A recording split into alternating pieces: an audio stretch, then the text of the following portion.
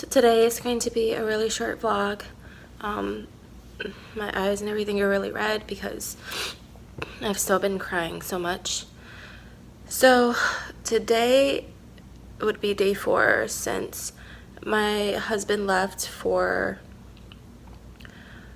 BCT.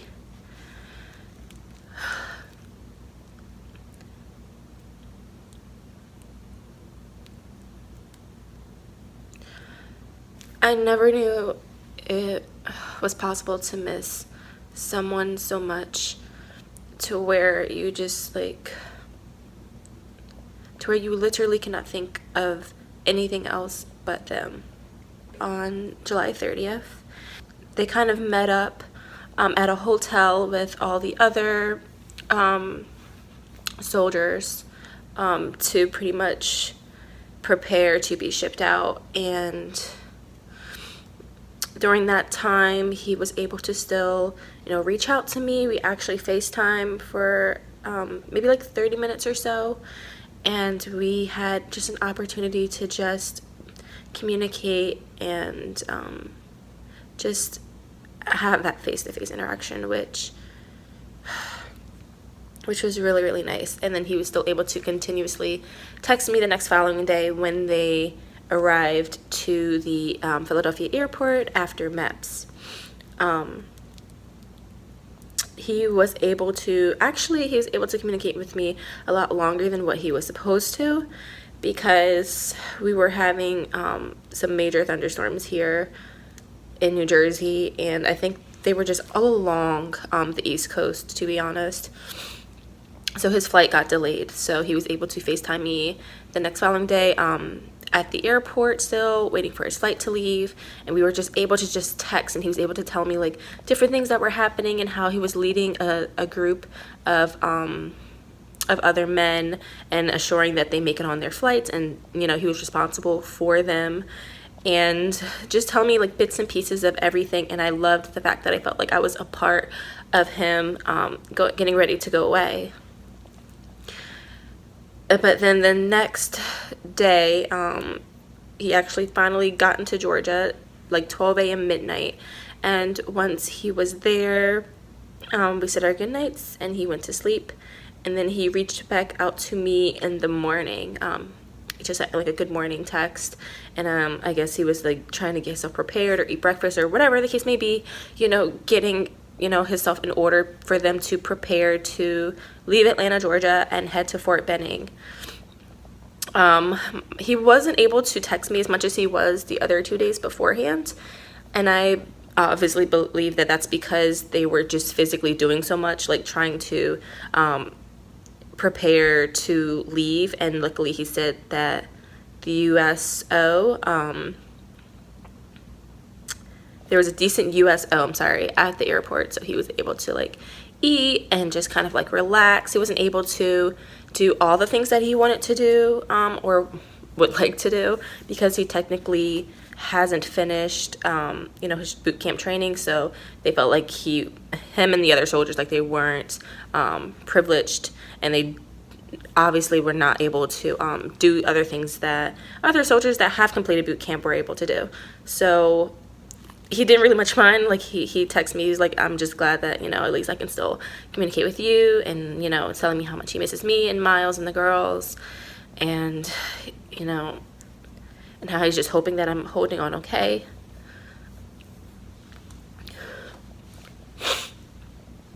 I can definitely say like the hardest thing is just kind of remembering or thinking about like the day that he left to go to the hotel, like the day 1 on July 30th.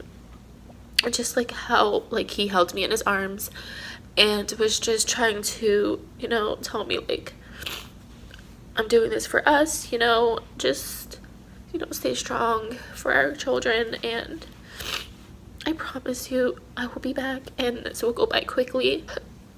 Like that, just that goodbye is just like replaying in my mind, and I know I shouldn't let it, because him and I have discussed it, to kind of look at him leaving as it's like a business trip, you know, and like obviously he's gonna be returning, but like for me it's just like not being able to communicate with him. I think it's the hardest. And I think like at nights is also the hardest because I'm so used to like sleeping with my husband. My husband is very affectionate as well, so it's just like the morning hugs and morning kisses like that usually start off my day. Sorry, I'm like I feel like that's the hardest thing, is not having that person, that literally like completes you. Like, it sounds so cliche, like my husband completes me, but like we literally are best friends. We were last able to communicate with each other on, actually it was yesterday. We were last able to communicate with each other yesterday, and he kind of chatted with me a bit while he was on the bus heading to Fort Benning, and he told me that he was pulling up to the fort, and that, turn off his phone in a minute. When he told me that, I didn't cry initially. Like, I just kind of felt like, okay, like I know this is coming, and I just like kept telling him like I'm just thankful at least I was able to speak with you these additional days, able to just, you know, be a part of the beginning of your journey, beginning of our journey as becoming a military family. And he was just saying like, I feel like I've been spoiled too, and just kind of saying like, as I get his address, just like to mail him. And I already told him I'm probably going to try and like mail him a letter every day. I already wrote the first one last night, because after I got off the phone with him earlier that afternoon, I just felt like I just needed to write. I wrote that around 9 something. He then called me around 10. So to basically just tell me that he made it to Fort Benning and that he was alive and well and that he loves me. And I told him I loved him too, and we said our goodbyes.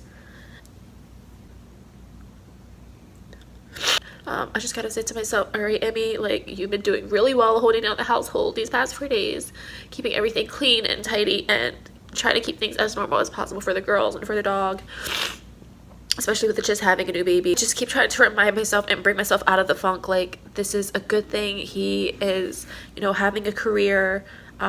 He is doing this amazing thing for our family, and everything's gonna be okay. A big part of me is like, he's gonna be gone for 6 months in total. And yes, we will be able to see him during family day and graduation from BCT, but like immediately after his OCS starts. So it's going to be like another quick high and bye situation. And I know with OCS, I believe they have more family days, or they might have more weekends off, which at least I hope that's how it is, because that's kind of like what I've heard. So I'm just hoping that that's how it actually is, because I do plan on like making the trip to Fort Benning. I feel like this video is so scattered.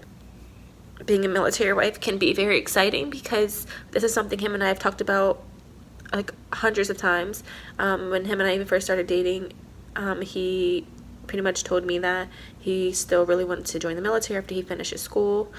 And I support him. Like, I come from a military family, so I pretty much know how things go, but like living it, like being in it yourself, like being an actual military wife and having children, it's a completely different experience. Today, me and the girls worked on a little wall that we're doing to like a countdown till my husband comes, and we have some other crafts.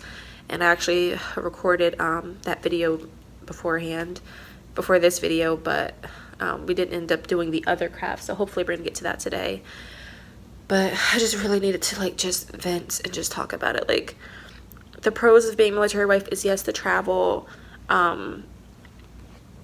which is something I really look forward to, like where we're going to be stationed, like once he's done all of his training, because I love to travel. I love to move, as odd as that may sound.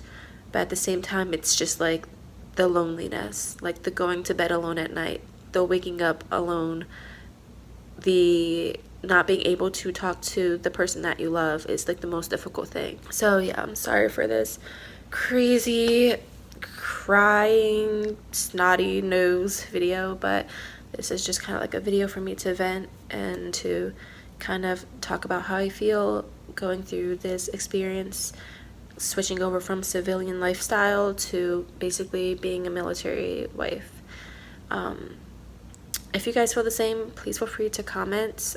I would love to hear how people have coped with similar situations and how you basically got time to kind of go by a lot quicker, and how you were able to kind of transition going from, having your spouse there whenever, you need him, and then, not having him at all. So, yeah. Thank you guys so much for watching. If you stuck it out, thanks. I know this video is very raw, but thanks so much for just hearing my story. And I'll see you guys in my next video. Bye.